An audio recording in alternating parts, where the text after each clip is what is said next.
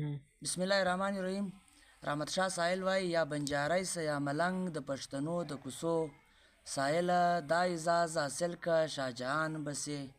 کلژ پر خپله مځکه ودرېدې اسمان بسې او ولس جانان که نو د ټول ولس جانان بسې غلیو له مسخیل څخه د مشرق پر خوا چې د تونسه شریفې خوا ته چې کومه لاره وځي پنجاب ته نږدې په دې ویلي کې پښتانه آباد دي پښتون افغان آباد دي جعفري لینګویج وایي جعفر دی دا جعفري لینګویج چې دی دا له څه سره تړون لري په دې هکله موږ د ورور مسخیل سره د ډاکټر صادق ژړک سره د میرحسن اتل صاحب سره رابطه وکړه او په دې هکله باندې موږ نور معلومات د راټول کړي دي د لې په دروګو کې او د دروګو د لهجې او پر دې لهجې باندې یو کتاب محترم میرحسن اتل صاحب هم لیکلی دی چې د پښتونخوا د لهجو په هکله دی چې هغه کتاب به موږ ترلاسه کړو پر هغه باندې به هم خبره کوو نو تر دې له مخه چې موږ د محترم زاید ډاکټر زاید جعفر صاحب سره خبره وکړو چې دی د پښتونخوا نیشنل عوامي پارټۍ سره تعلق لري او د پی اس او سابق ارګنایزر دی د هغه دی نو له تر هغه له مخه چې موږ له ده سره په دې تفصیل خبره رفیع جان جوړ په خیر تکړه خوشاله لومړی باید چې دا ووایم چې په دغه سیمه کې د شیراني دروګ په دغه سیمه کې چې کوم خلک پراته دي دا د سړبن نیکه د خرشبون چې کوم زامن دي لکه شیرانی میانا ترین بړیڅی او یو بل داسې 15 زامن چې دي هغه خرشبون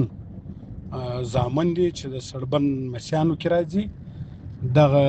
جعفر شکانه او څو دوی نورې پښې دي چې دا په میانه په زامنو کې راځي او بیا په دغه کې کیتران او یو بل نوم یې دی دا د شکانه زامن دي دا سړبني پښتانه دي تاریخ په اوږدو کې راغلي دي دلته آباد شوي دي د درک په شاوخوا کې شراني خو ډېره لویه علاقه ده د تاریخ مرصع په رڼا کې بابړ او ریپال هغه د شیراني زامن دي تاریخي او روایتي شجرې دا وایي چې شیرانی د کاکړ خوریی دی دغه چې دلته د خرشبون کومه اولاده پرته ده خصوصا ستاسو پوښتنه چې دا هغه جعفر او شکانه ته ده دا د میانه زامن دي او کیتران زمریالي دي که څه نوم یې راسه هېرېږي کتاب په لاس کې نه لرم دا بیا د شکانه زامن دي د دوی پر ژبه باندې د دوی پر ګړدود باندې چې دوی پښتانه دي شاوخوا داسې ډېرې ژبې ډېر عوامل دي چې د دوی دا ګړدود چې دی هغه د نورو ژبو تر اثر لاندې راغلی دی دغه سیمه دغه منطقه کله هندوستان زورور شوی کله افغان زورور شوی دا خاصه سیند دی دغه خاصه سرایکي دی نو د دوی پر ژبه باندې د دوی پر ګړدود باندې ډېر اثرات شته دا سړبني پښتانه دي په سړبن کې د خرشبون اولاد دی او پر لهجو باندې پر دغه باندې دا باید چې ډېر بشپړ تحقیقات وشي رفیع جان جوړ په خیر تکړه خوشاله لومړی باید چې دا ووایم چې په دغه سیمه کې د شیراني دروګ په دغه سیمه کې چې کوم خلک پراته دي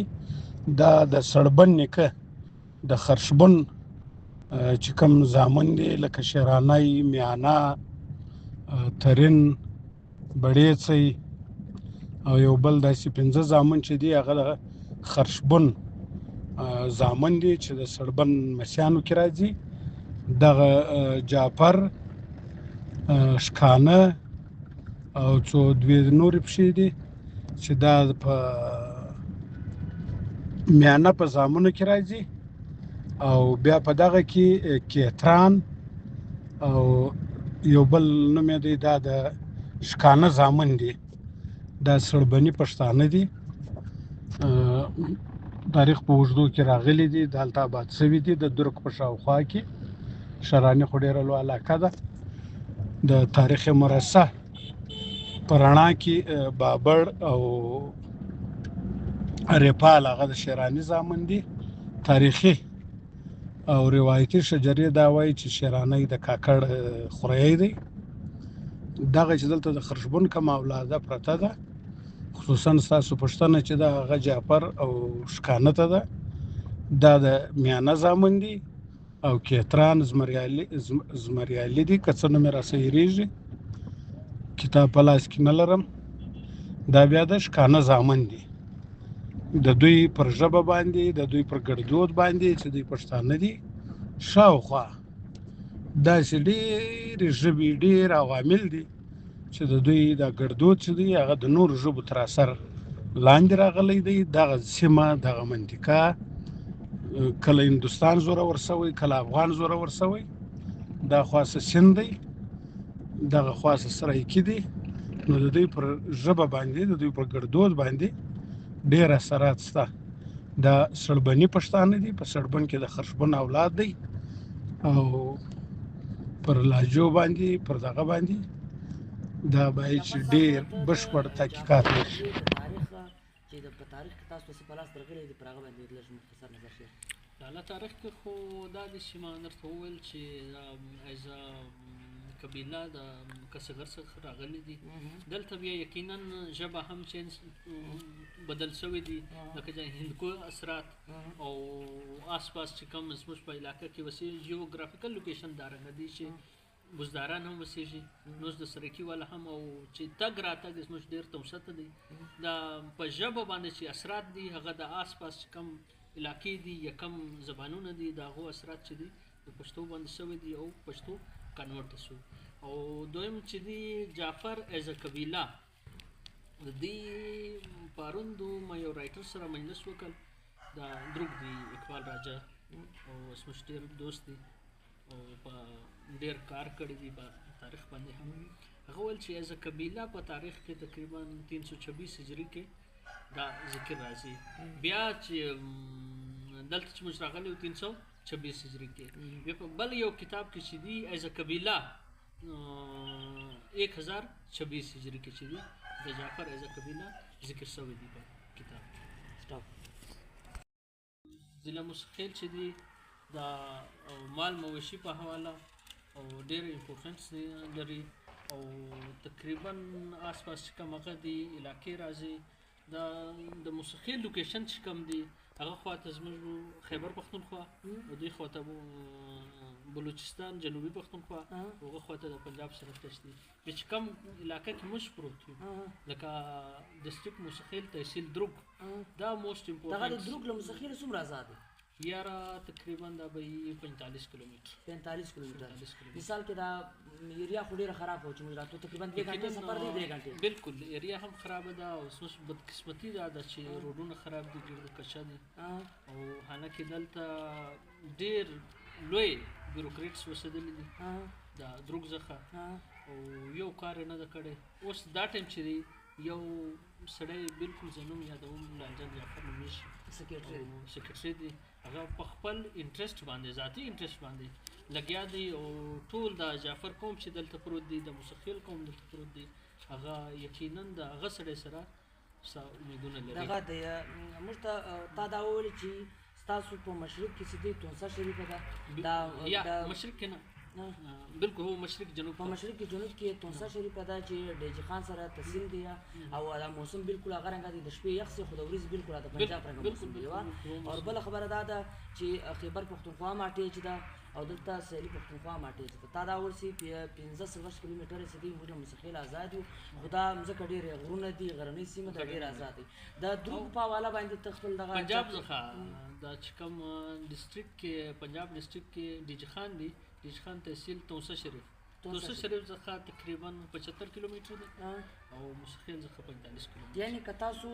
جنوبي پښتونخوا نورلایت کوټې ته ځئ، تر دې تاسو ته بهتره دی دا نږدې پرېوځي. نږدې یقینا بالکل پنجاب ډېر نږدې دی.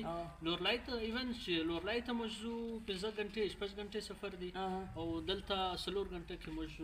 ملتان ته ځان رسوو. 3 غنټې 4 غنټې لګېږي کنه. یقینا او دغه 4 غنټې کې موږ ملتان ته ځان هم رسوی شو،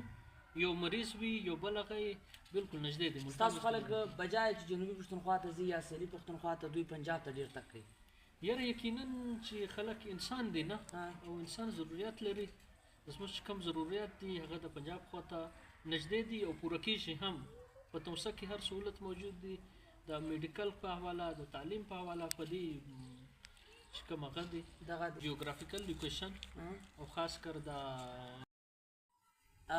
بسم الله الرحمن الرحیم د ډاکټر نواز صاحب په کور کې ناست یو له موږ سره د مستقل ضلعي ایگزیکټیو محترم ډاکټر زاهد جعفر صاحب را سره دی چې پخوا د پی ایس او سابق ارګنایزر هم دی موږ نن د جعفر په تاریخ باندې د جعفري لهجه باندې او د دروګ ویلي په تاریخ باندې خبرې کوو نو راځو له ده سره مجلس شروع کړو. السلام علیکم. وعلیکم السلام. زاهد جعفر صاحب تر ټولو مخکې ستا تعارف راته وکړه. ډېره مننه رفیع الله جان صاحب چې دا دونه قیمتي وخت موږ ته راکړ. زما نوم زاهد خان جعفر دی چې د پښتونخوا سټوډنټ ارګنایزیشن ایکس صوبایي ډپټي ارګنایزر یم او دلته پښتونخوا نیشنل عوامي پارټۍ د ضلعي موسخیل ضلعي ډپټي سیکرټري یم او په دروګ کې چې اوس راغلی یم تقریبا 2 میاشتې زما کېږي زما خپل کلینیک دی بای پروفیشن زه ډاکټر یم او تاسو به لیدلی چې هلته کلینیک کې هم آس پاس غرو ته هم ورته پرون تللی وو. که تاسو دا راته ووایاستئ چې مثال کې د جعفري لهجې په هکله باندې یا تاسو اولار د موسخیل کوم پریمیسس چې دي شاوخوا چاپېرچل چې دی د دې په هکله باندې شاوخوا بیا د دروګو ویلي په حواله باندې تاسو خپل نظر راسره شیر کړئ. رفیع الله جان صاحب موسخیل یقینا د پښتونخوا وطن باندې او چې کوم صوبه کې موږ اوسېږو جنوبي پښتونخوا کې دا خپل جغرافیه په حواله باندې او نور داسې علاقایي سټاپیک ووایه چې دغه ته یا چې تاسو د جغرافیکل لوکیشن په حواله باندې د دې جعفرانو په دغه باندې چې تاسو په دې نظر ډېره جیوګرافیکل لوکیشن او خاص کر چې کوم د دروګ موسم دی موږ پرون چکر ووالو ډېر خوبصورت او ډېر نم او آس پاس غرونه دي او شینان درخت ګرینري ده او په دې حواله بلوچان دا وایي دا بزداران دي اسمه شمسایهګان دي ډېر سیال خلک دي هغه دا وایي چې دا دروګ چې دي خدای پاک ځان دپاره جوړ کړي او بیا جعفران ته حواله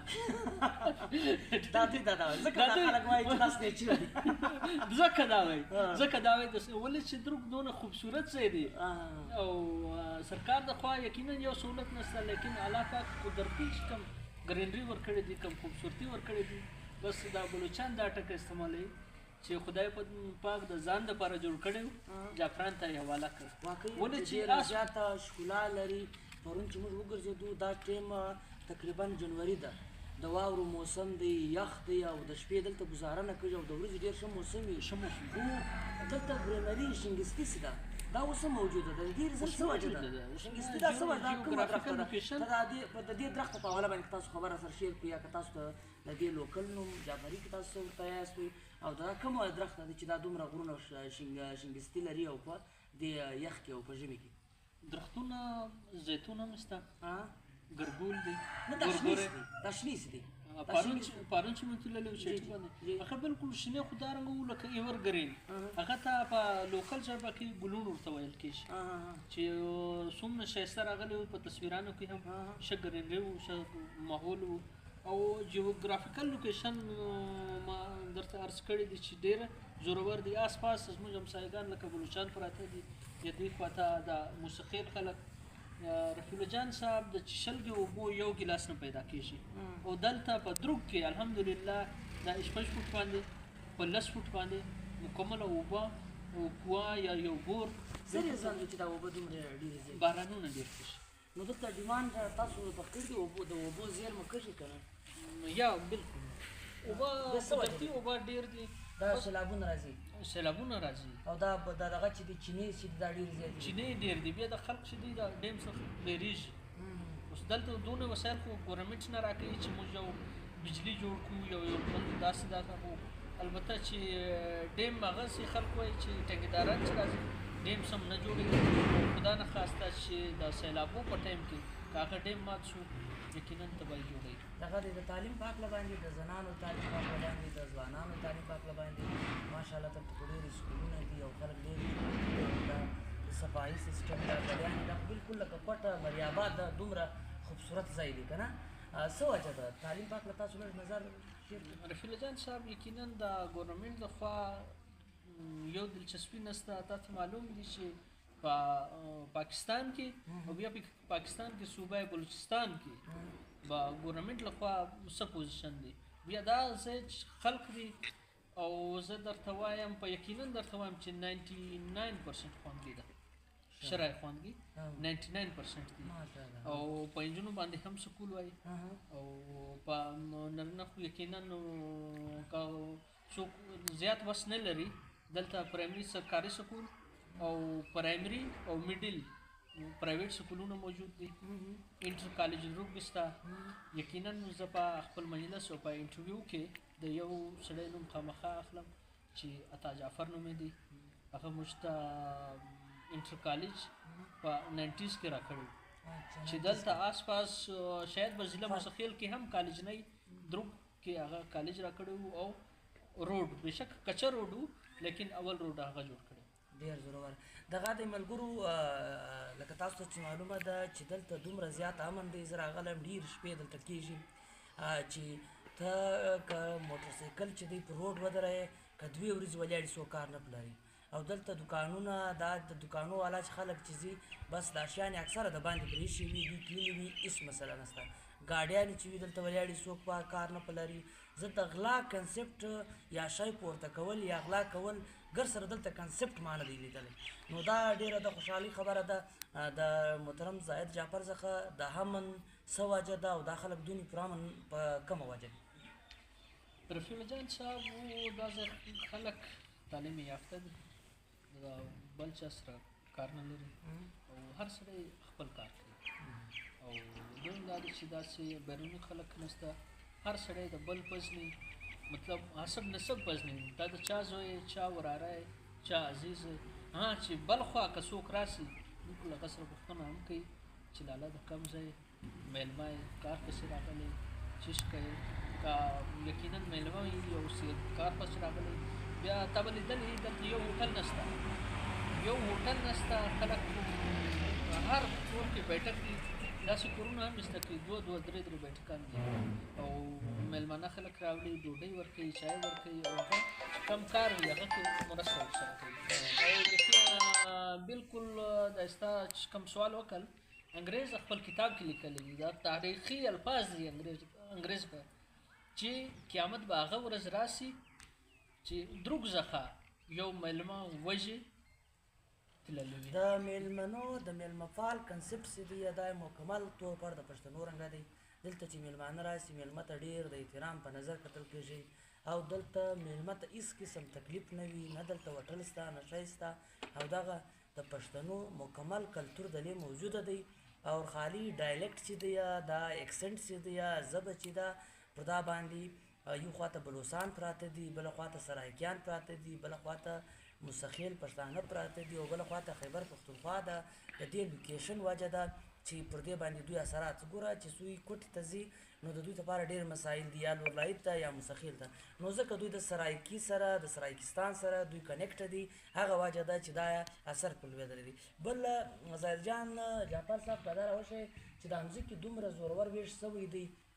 چې د هر چا خپله مځکه ده او خپله بار یې ویلې ده او دا ګلیانې ډېرې صفا جوړ کړي دي هېڅ هم رکاوټ نشته ګلیانې دومره خوبصورتې جوړ دي لکه بلکل یو ډېر داسې د ښاري اربنایزډ علاقه چې وي دا په د غره په سیمه کې دومره خوبصورت تقسیم ویش د دې مین ریزن څه کیدای شي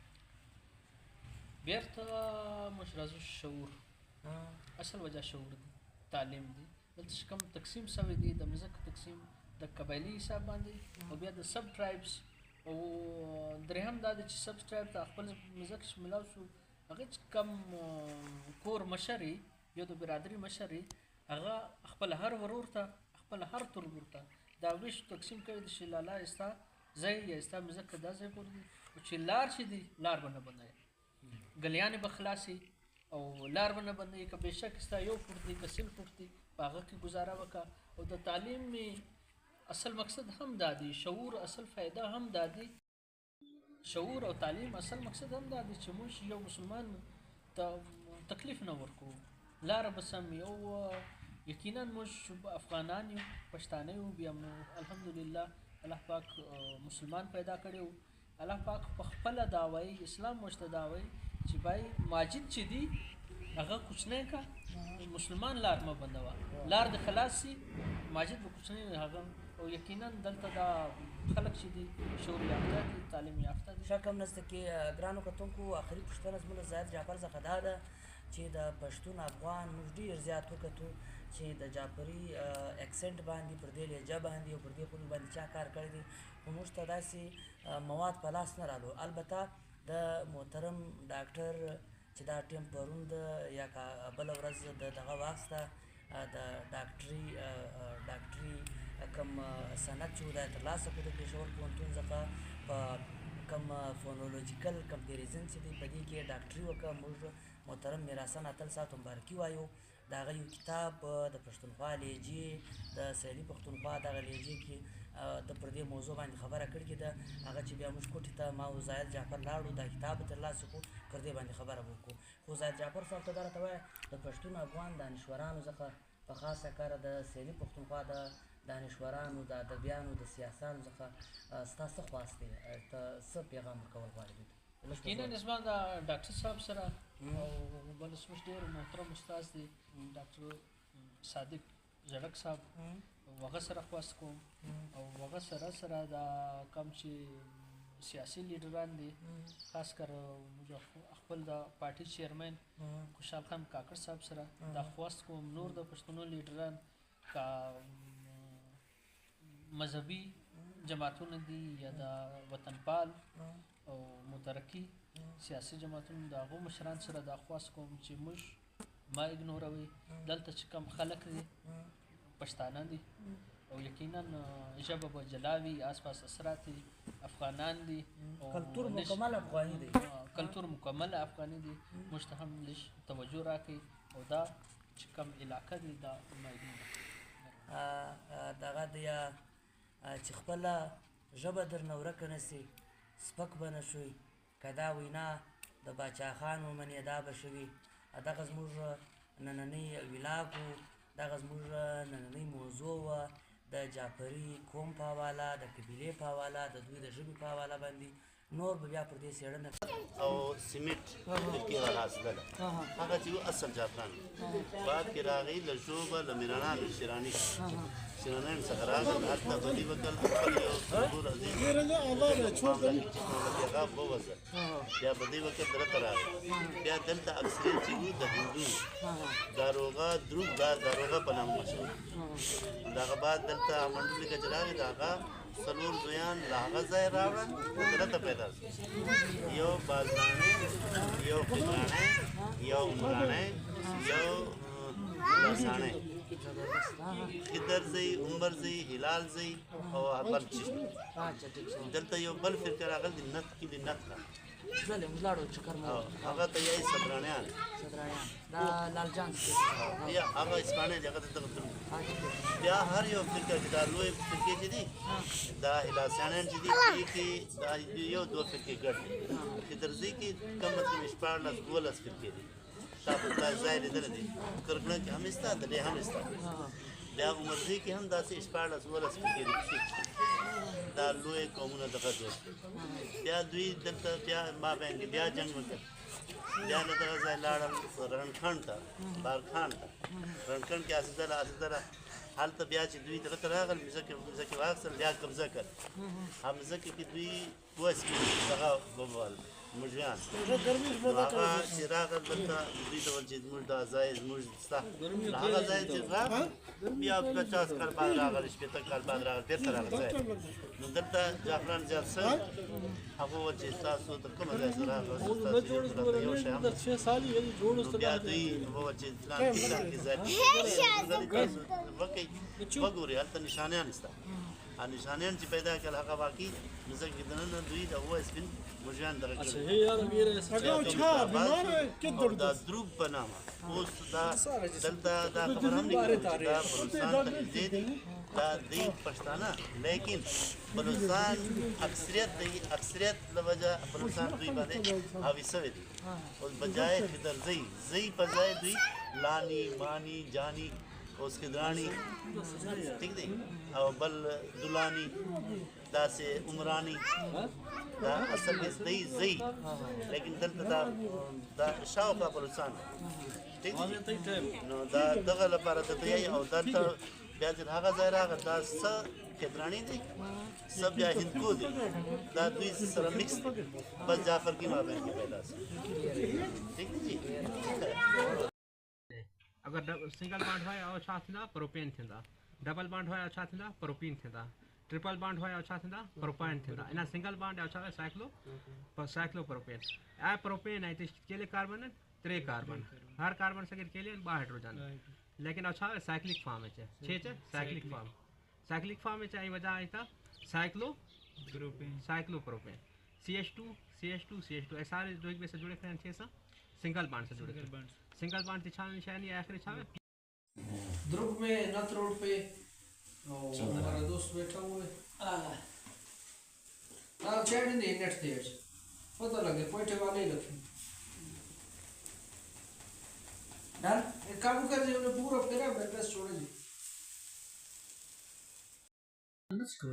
دغه دا د چوي هغه تخبل زمان کې وایزه دغه اکرام هغه ریپیټ کړه पश्तूनख्वा दा पार्टी बल के कारमान चाहिदा काकड़ उस्मान चाहिदा लाला उस्मान चाहिदा पश्तूनख्वा दा पार्टी बल के कारमान चाहिदा लाला अच्छा जाओ तो मुंडे वाले मुंडे वाले के रे कोने वाले वो मर ठीक है नहीं लेंगे ठीक है ना अच्छा अच्छा विले मंत्रिचा यार चुकी दी ना मड़ा हाँ नहीं दुख है ठीक है विले रामता किधर था तेरे खड़ा किधर था रामता के हाँ मैं क्या दुर्गामोस हाँ अच्छा ठीक श्याला काम सीखो ने ना काला चिले हो ना हाँ नहीं काला चिला नहीं क्या चिला आहो बड़ा कोड दिखी नहीं मैं की गर्मी ठंडी है